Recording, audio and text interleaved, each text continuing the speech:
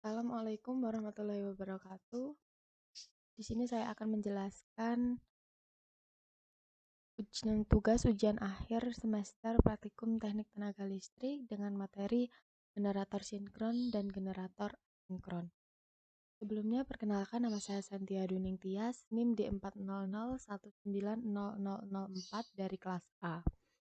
Untuk pembahasannya, yang nomor 1 yaitu prinsip kerja generator sinkron dan asinkron. Yang kedua, komponen generator sinkron dan asinkron. Yang ketiga, analisa rangkaian star delta. Yang keempat, rumus perhitungan dan contoh soal. Yang kelima, contoh dan analisa penggunaan generator dalam pembangkit listrik. Yang pertama, prinsip kerja generator sinkron dan asinkron. Generator sinkron. Kumparan medan yang ada pada rotor dihubungkan ke sumber eksitasi yang akan memberikan suplai arus listrik searah terhadap kumparan medan. Dengan adanya arus searah yang mengalir lewat kumparan medan, maka akan menimbulkan flux penggerak mula pada generator yang sudah terkoppel dengan rotor segera dioperasikan, sehingga rotor berputar pada kecepatan nominalnya. Perputaran yang ada pada rotor memutar medan magnet yang dihasilkan oleh kumparan medan. Medan putar yang dihasilkan rotor diinduksikan pada kumparan jangkar sehingga kumparan jangkar yang ada pada stator menghasilkan flux magnetik. Flux tersebut bisa berubah-ubah besarnya terhadap waktu. Perubahan flux tersebut menimbulkan GGL induksi pada ujung kumparan. Kemudian generator asinkron. Prinsip kerja generator induksi atau generator asinkron ini adalah kebalikan daripada saat mesin induksi bekerja sebagai motor. Ketika mesin bekerja sebagai motor, kumparan stator diberi tegangan 3 fasa sehingga akan timbul medan putar dengan kecepatan sinkron atau NS. Namun jika motor berfungsi generator, pada rotor motor diputar oleh sumber penggerak dengan kecepatan lebih besar daripada kecepatan sinkronnya. Namun jika motor berfungsi generator, pada rotor motor diputar oleh sumber penggerak dengan kecepatan lebih besar daripada kecepatan sinkronnya.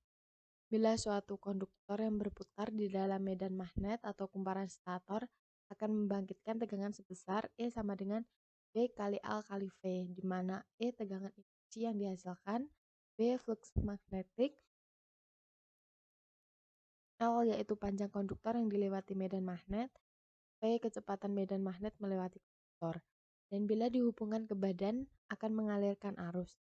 Arus pada rotor ini akan berinteraksi dengan medan magnet pada kumparan stator sehingga timbul arus pada kumparan stator sebagai reaksi atas gaya mekanik yang diberikan.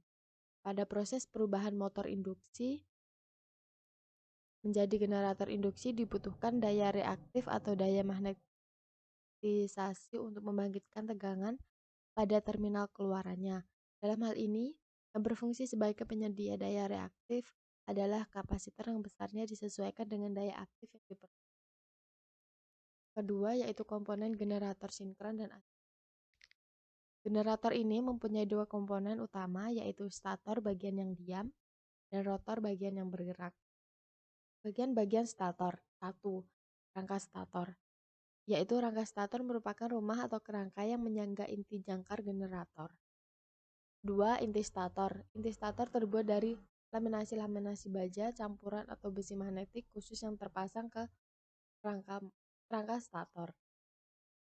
Ketiga, alur atau slot dan gigi.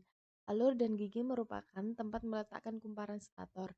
Ada 3 bentuk alur stator yaitu terbuka, setengah terbuka, dan tertutup. Keempat yaitu kumparan stator atau kumparan jangkar.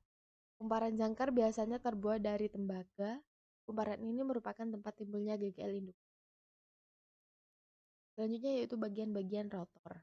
1. Slip ring. Slip ring merupakan cincin logam yang melingkari poros rotor tetapi dipisahkan oleh isolasi tertentu. Terminal kumparan rotor dipasang ke slip ring ini kemudian dihubungkan ke sumber arus arah melalui sikat atau bras yang letaknya menempel pada slip ring. Yang kedua yaitu kumparan rotor. Kumparan medan merupakan unsur yang memegang peranan utama dalam menghasilkan medan. Kumparan ini mendapat arus arah dari sumber eksitasi tertentu. Yang ketiga, poros rotor. Poros rotor merupakan tempat meletakkan kumparan medan di mana pada poros rotor tersebut telah terbentuk slot-slot secara paralel terhadap poros rotor. Yang ketiga yaitu analisa rangkaian star delta. Pada star delta, kali ini dihubungkan star terdapat pada sisi primer.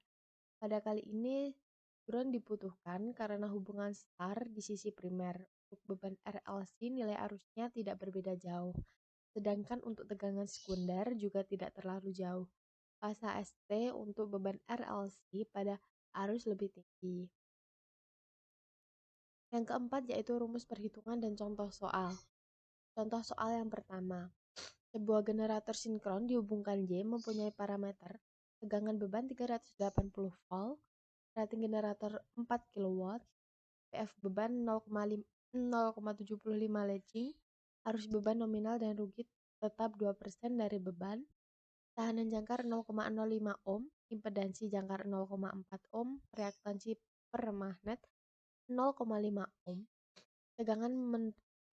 tegangan medan 110 volt, tahanan medan 220 ohm, frekuensi 50 Hz, punya 6 pasang kutub. Generator dibebani tiap hari 12 jam selama sebulan, yaitu 30 hari. Harga per kWh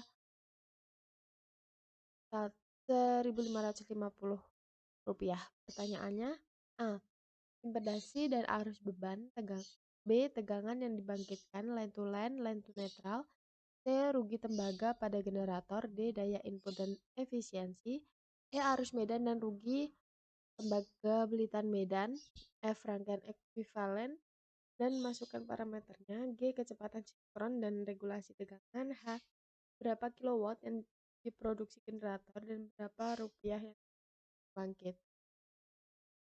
Jawabannya untuk yang A yaitu 36,8 plus J 27,6 ohm. Yang B EG hasilnya 30,405 volt. Yang C PCU 9,85 watt. D PG hasilnya 97,8%. Kemudian E CF hasilnya 0,5, PCO F hasilnya 55 watt.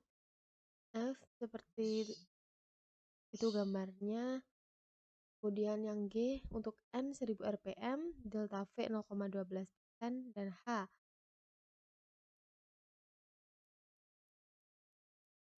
Rp 1.943.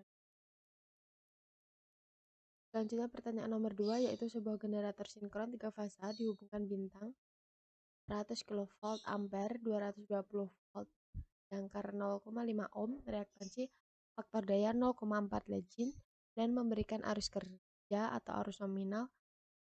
Reaksi jangkar adalah 2 kali rugi reaktansi jangkar. Pertanyaannya, A. Tegangan beban 0 apabila beban dilepaskan kecepatan dan arus medan tidak berubah. B. Tegangan beban 0 yang diperlukan untuk memperoleh arus kerja jika generator sinkron di hubungan singkat. Yang C. Tentukan besarnya beban pada saat dibebani nominal. Jawabannya untuk yang A yaitu 0,72 kurang dari negatif 66,3 derajat A, yang B 330 volt, yang C 0,75 ohm. Kemudian yang nomor 5 yaitu contoh dan analisa penggunaan generator dalam pembangkit listrik. Ada berbagai macam sumber energi gerak dari generator.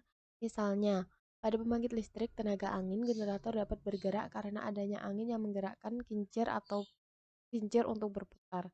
Dan terdapat juga generator yang digerakkan dengan air yang sering disebut dengan PLTA dengan arus air yang cukup, maka generator akan menghasilkan energi listrik. Terima kasih, sekian penjelasan untuk ujian akhir semester praktikum teknik tenaga listrik. Bila ada salah kata, mohon maaf. Wassalamualaikum warahmatullahi wabarakatuh.